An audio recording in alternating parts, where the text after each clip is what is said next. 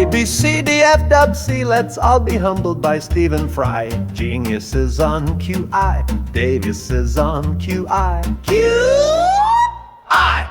What's up everyone, Adam from FWCI. This is QI, Series 5, Episode 11, Endings. Why did I do this one?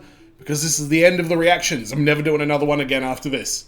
Nah, I'm just kidding. I've got like 3/4 of the alphabet still to go. And if you want full-length versions of my QI reactions, go to patreon.com/FWCI and make sure you subscribe here on YouTube as well as I continue through the alphabet like a fucking preschooler. Now, I will be doing the episode called Elephants, which is a bit of some sort of flashback or clip show or something like that, but a lot of people have heavily suggested elephants as well, so I'll do endings and elephants because there was a lot of suggestions for Series E. But let me know what episode you'd like me to react to once I get to Series G. The episodes I've got are Gothic, Groovy, Genius, Great, Germany, Girls and Boys. So make your voice heard down in the comments and let's watch QI, Series 5, Episode 11, Endings.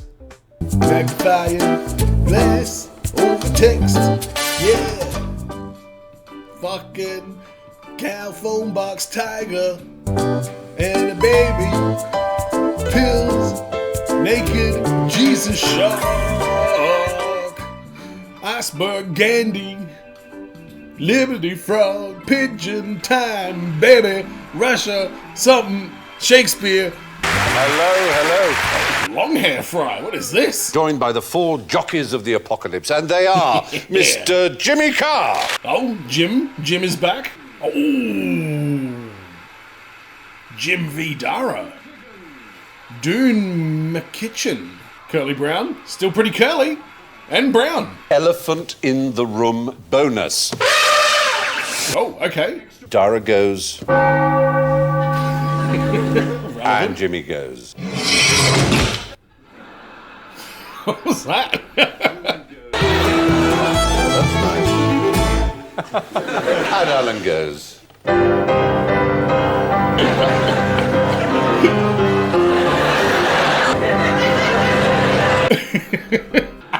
I can't wait for him to use the buzzer. To our final question.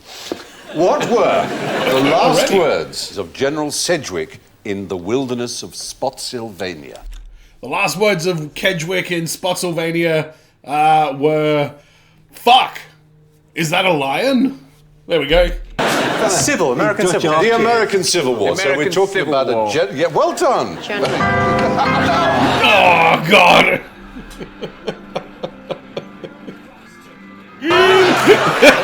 Thank you for cutting that off. American Civil War. He was actually with 100,000 of his own men. He was a part of the Union. So it wasn't a lion then. Damn it. And then it was hubris. It was one of the most extraordinary last words ever spoken. This will be over in 5 minutes. Yeah. All right, so he said something that was hubris. I bet it was, they'll never kill me. They couldn't hit an elephant at this dist. And he was shot under the left eye and fell down dead without finishing the word distance. Ooh, you'd be annoyed, wouldn't you? You'd be livid. Yeah. Cheered up the troops, though, I'd imagine. I imagine they probably found that irony quite funny as that. Troops will. They have that sort of sense of humour. They do, don't they? The lower orders. Dying, that's the last thing I shall do. Whereas, in fact, I imagine they said that about 4 days before they died, and the last thing they said was, nurse. Yeah, or fuck, is that a lion? So at this point, I don't know what the elephant bonus is. Is that just like a gamble point to like really double down on your belief in the answer? Maybe? General of the Union. We'll find out. What did the S stand for? Sausage. Simone. Spanky.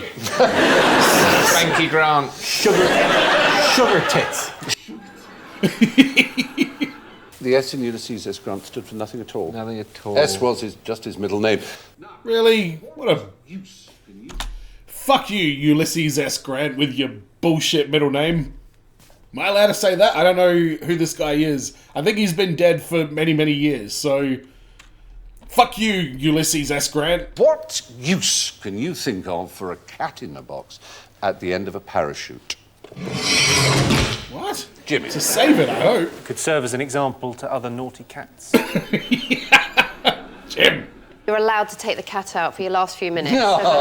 Stress-relieving boon to your dying minutes. I agree with this idea. Is there a part of the world that is in dire need of cats? Wow. Yeah. So this would have been probably for pest management. There was maybe an outbreak of like mice or something like that somewhere. Oh, some sort of Ears to mouse do. epidemic. Yeah. As vermin need to be controlled, and the best way of controlling them in some circumstances. The best way is to parachute cats in a box. But they dropped them in boxes that had special springs, so when they landed, spring would open, the cat would bound out and help itself to any passing rat. What? Rats that are gathered to go, what's this? What's this? Look at this, what's this? Oh, shit, it's a cat. On the back shelf, urinating. And the other one got on the dashboard in front of me and just went. I'll parachute you into Borneo if you're not careful. Oh, Lord. So, no, I can't imagine they'd take to it. No. What finally finished off the elderly in Great Yarmouth in 1960? Release an elephant into the streets of Great and sellotape peanuts to the old. What? Okay. There's two who were responsible for the deaths. One was an 81-year-old woman who did a striptease. And one of the old people had a heart attack. Oh. And 5 others had to have medical attention for shots. As a matter of fact, did any of them have a stroke? Hey! There you go. Another inmate, whose name was Harry Meadows, and he was 87, dressed up as Death, complete with scythe, and appeared at the window and What? 3 further residents died as a result of it. Oh my god! Are you sure he isn't deaf? Yeah! Pink has pendulous breasts, gets sailors all excited, and tastes of prime beef. Pink, pendulous breasts, I'm gonna guess that means big. Gets sailors excited and tastes of prime beef. Well, it's gotta be prime beef, isn't it? If it tastes of prime beef. Prime beef carved out with titties. Let's go. Yes. Was Princess Margaret buried at sea? Oh, shit. Steller's sea cow, which is the name of Steller. It smells of prime beef. Fuck are you talking about? this gong manatee-like thing. Oh, isn't it beautiful? You can see why sailors in days of yore thought they were mermaids. How long would you have to be at sea before you spotted that and went, oh, yeah, I'll do it, yeah. That's actually a model because it's one of those sad stories. They have models as well. That's a particularly good one. Tasting delicious. 7,000 pounds worth of meat you get off on it. And last scientist to describe the animal. So it's If he hadn't Wow. described it as tasty, that was. What's the story, ladies and gentlemen, of the Emperor's New Thrones? Oh, the story of the Emperor's New Thrones. Ah. Doesn't he hang out with a donkey and they... I should know this because I've reacted to this movie. I'm trying to recap the Emperor's New Clothes plot. Gronk was in it. Eartha Kitt. I can't remember what the fuck he had to do in that movie. Young man needs to have a coming-of-age story in order to... No, he doesn't want to go... He doesn't want the throne. Young man, meant to have the throne, says fuck it. the merciless. Ming the Merciless. I'm pretty sure was an emperor. He was. So no. Was Jabba the Hutt an emperor? Let's stay on Earth. Maybe, yeah, I guess. Ethiopia is the right answer. Yeah, it was Haile Selassie. Before Haile Selassie, there was an emperor. Lowly Selassie. And they said, look, come on, have you not heard of this wonderful new invention? The electric chair. It's humane, it's quick, and I don't think it's either of those things. There's no electricity. there was no electricity supply at all in the entire He had to country. pedal really. There's- He used them as thrones. He used one of them anyway as a throne. Did he stop becoming emperor? Whoa. So, alright, so now I understand. They not just informed him about electric chairs, but they provided him with an electric chair, and he couldn't use it, so he was like, fuck it, this will be my throne. I'll just sit in this electric chair. Why the fuck not? In 1916, the 4th British Antarctic expedition was stranded on this island for over 4 months. What's it called? When? Not that this fucking matters. Not that this is going to help me answer this. In 1916, the 4th British Antarctic expedition was stranded on this island. Oh, God. Murder Island. Shackleton and get went us all the way, Shackleton, yes. Oh, is it the island of reluctant but inevitable homosexuality? Is it called Elephant Island? Oh, okay. So that's what that's all about, is it? Partly because of its shape, that's sort of supposedly, I think, a trunk, isn't it? You can see an elephant there if you draw the top left as its ear down there. you Well, can't. vaguely. No, you can't. no. You're not even close. Very foolish in many ways, these people. Very much like us. Yes. Almost exactly the same. What quite interesting object is at the very end of the Earth? What? What quite interesting object is at the very end of the Earth? What does that even fucking mean? That's not a question. You can't ask shit that doesn't fucking exist. Telford Town Centre. Although I would argue about the interesting bit. Most unusual. It's a bust. There's a bust. There's a bust. Worth going then. In the sense not of a pair of breasts, but in the sense of a sort of head and shoulders. Why the fuck is that there? And who is it? Vladimir Ilyich Lenin is there, right in the middle. My It's just word. bizarre. We have one of this expedition in the audience. Mr. Is it Lenin? No. Mr. Rupert Longston is here. There he is, ladies and gentlemen. Hello. Isn't that bizarre? Well done, you fucking lunatic. I'm glad you're alive. No mechanical power. We travelled 1,100 miles in total. Some of it was cross-country skiing and then kite skiing. Was it cold? About 40 days. We played laxative roulette. And with one person who had laxatives in their food, we didn't know who. Well, I bet you did. Is it the friend of yours that now has no arse cheeks because he lost them to frostbite? It freezes as it comes out. As if it were a shard of shit. Very, very foolhardy and very brave and very brilliant. Clearly not an extraordinary first. There was a statue there when they No. arrived. Tell him, Dara. Going and doing that with no mechanical device whatsoever. His Yeah. moon mission's going to be amazing. Let's get some general ignorance, shall we? Slough of despond, that is general ignorance. So, I fingers. know the format. What does your appendix do? Makes your blood good. Absolutely nothing.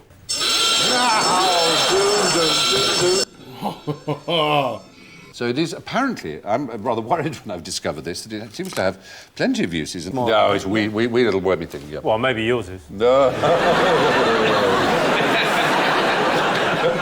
Yours is about to burst, Jimmy. Well, the largest one ever found belonged to a Pakistani gentleman and was actually 9.2 inches. Which is Oh my God.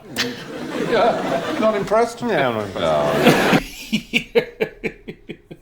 I was watching Quacks recently, and we took out the Bishop's Appendix, I believe.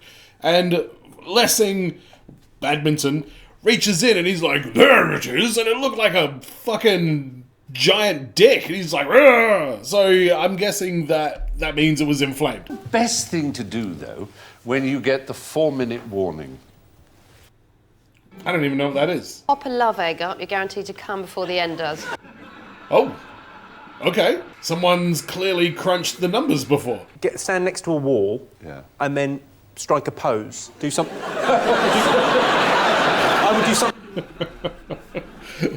Well, no, I want the new Tony Robinson to uncover me and go, I think ancient Egyptians. Oh, no, better than that. A really long pole and put it between your legs. There you go, even better. Try and make it look as if you'd farted and everything had gone. Jimmy. He could just keep going, I'm sure. What is the 4-minute warning? What am I I don't referring think to? there ever was a 4-minute. Yeah, that's what my guess is, yeah. How many poles are there at the ends of the Earth? 4. And then there's the magnetic. What is that? Is that what you're getting at? Yes, it is. I'm getting how many North Poles and South Poles are there in 2 both? of each. So you're saying 4? No! Really tried. That was my tricky... That was my fucking tricky getting around the minus 10 thing guess. Isn't 2 the obvious answer? Or 0? Hey! Have another go. No, I've blown all my elephant points now. There's no elephants there. It's 11. Rotation meets the surface, as it were. So that's, pretty obvious. You'd think. You didn't have to do it like that. Is that what happens when you get there, sir, is it? Oh, well, look. Okay. There are the two... Where the Earth's magnetic dipole meets the surface. Obviously. Yeah. Magnetic fields do, yes. I want to go home now. All right. Thank you, actually. That was very dry. 2 poles of inaccessibility, 2 celestial poles, and 1 ceremonial south pole. Oh, and now we have come. Fucking hell, we have not come. We have a tie for first place between Dara and Jimmy at 5 points. Hey, good work. What a dream team. Tied at last place at minus 17 each, Dune and Alan. Solid work, Curly. And Dune, you were funny. You were fine. She didn't get to say much, though. Begin at the beginning, the king said gravely, and go on till you come to the end, and then stop. Good night. Yeah, that's usually how it works. All right, so is that how the elephant thing works? There's always an answer. I guess there's no point me even asking this because the next thing I'm going to do is watch the elephants episode, and that's probably going to explain it all. But I love this show. I love the random scoring. I love the whole, if you pick something obvious, they've got this alarm that goes off and the word flashes up. It's just a very fun energy, and Stephen Fry is so interesting. Anytime I, rage about him being too smart or anything like that, it's always done out of love because he's very interesting. But holy shit, is his level of intellect irritating at times. It makes you feel like shit. That thing with the poles, oh my god, I would have been losing my fucking mind if I was on the show and was dealing with that. Dune McKitchen. I keep saying Dune McKitchen, but that sounds like a Australian guy asking someone to renovate his kitchen. You doing my kitchen? Hey, where's Robbo? He's doing my kitchen. The times that she got to speak up, she was perfectly fine. Jimmy Carr was very, very good on this show. He is just... He's got such a quick and immediate kind of wit, and he thinks so far out of the box, and he's just got the perfect wording and articulation. He's such a professional communicator. That sounds like I'm undermining him. He's such a effective communicator. That's what I'm looking for. Dara was a bit quiet in this one, but I think that's because Jimmy was just on fire. This was the Jimmy Carr show. And Curly Brown was doing Curly Brown things like, being quirky, like a goofy police officer who's actually stoned, but he's undercover as a high school kid. That's my way of describing Alan Davies. But I hope you enjoyed this reaction. Let me know in the comments what your thoughts are. Don't forget to subscribe if you haven't already. Go to patreon.com/FWCI if you want to support the channel further. And as always, everyone, be well, stay safe, look after your friends, ta-ta, and farewell. Let's be humbled by Stephen Fry. Geniuses on QI.